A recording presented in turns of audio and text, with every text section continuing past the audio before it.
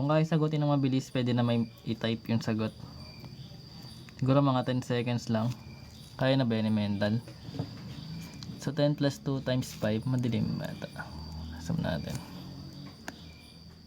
Ayan. Ang sagot natin.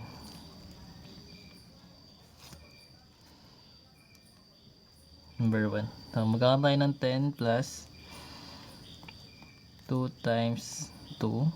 Then magkakaroon tayo ng 10 plus 4, which is equals to 14. Kuha ba yan?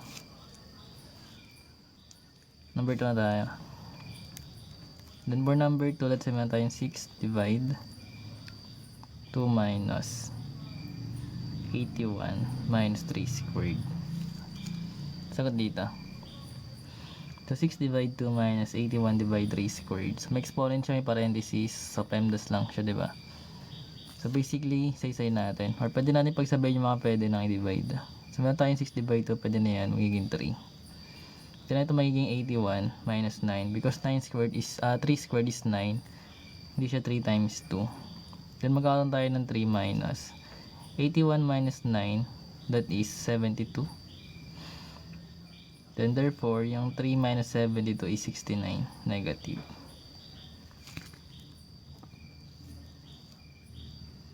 Tama ba? Next, magkaibang negative 3 squared sa negative ni parenthesis, no? Remind lang natin. Then as for number 3, let's say meron tayong 18 plus 6. Ay, mali. 6 minus, hindi nga. So magkakaroon tayo ng 18 plus 6 minus 8 pero cube. So ganito yung given. So basically ganun pa rin gagawin. Magkakaroon tayo dito ng 18 muna, then solve natin na sa loob. So magkakaroon tayo ng negative 2, then naka-cube pa rin. Then yung negative 2 cube natin guys, magiging negative 8 yan. Kasi tatlong negative 2 siya, like magkakaroon ng tatlong negative 2 multiply. So magiging negative 8. Then magkakaroon tayo ng final answer, which is 10. Para dyan. Number 4. Kasi meron tayo negative 2 times. Kaya bang sagutin ng mabilis? Tingnan, try natin kung may sasagot. Hello Sir AJ. Ay. Sagutin nyo nga guys. Para kayo naman muna bago tayo mag-algebra. Then pagkatapos nyan is Hello Sir AJ. Thank you Sir AJ. Muna ako. Akala ko trigo. Pwede naman trigo. May trigo ba dito? Algebra to eh.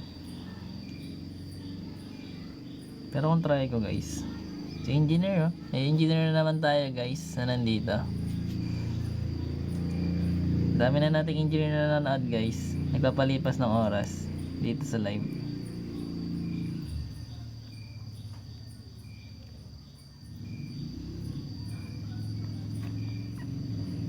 Pero kaya ko lang ituro kasi mga basic. Kailangan mababoard kayo eh. Diba? Nakaka-board kayo magturo. Mga kainig guys sa akin guys. Anyways. Pasin lang natin ito isang learn twice. Then pasa tayo sa kabila. Ano bang date ngayon? 19 6/19/2025.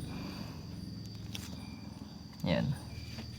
So basically magkakaroon tayo dito ng negative 2 times, eto magiging 16 pa rin muna, then solve natin sa loob, magiging 4, then squared, pero may squared pa siya sa labas. Then after that, kakaroon tayo ng negative 2 times 16 ulit muna to. Then yung 4 squared is 16. Then squared. So magiging negative 2 times. This will become 1. Then naka-squared. So magiging negative 2 times 1 pa rin siya, which is negative 2. Galing ng mga gantong given. Pero ano lang ito muna, warm up. Diba? Para gumana yung ating brain cells.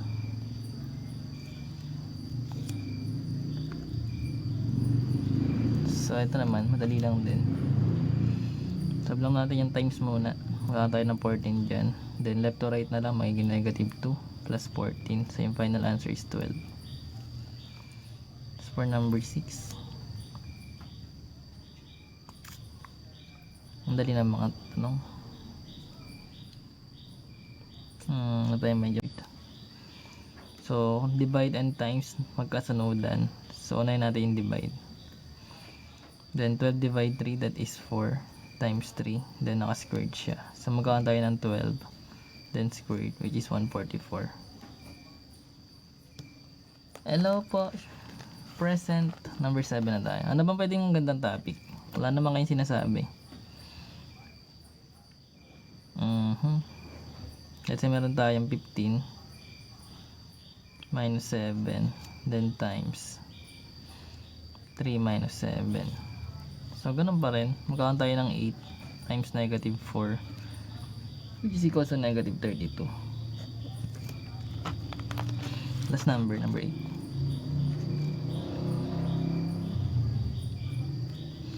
4 squared minus 25 times 1/5.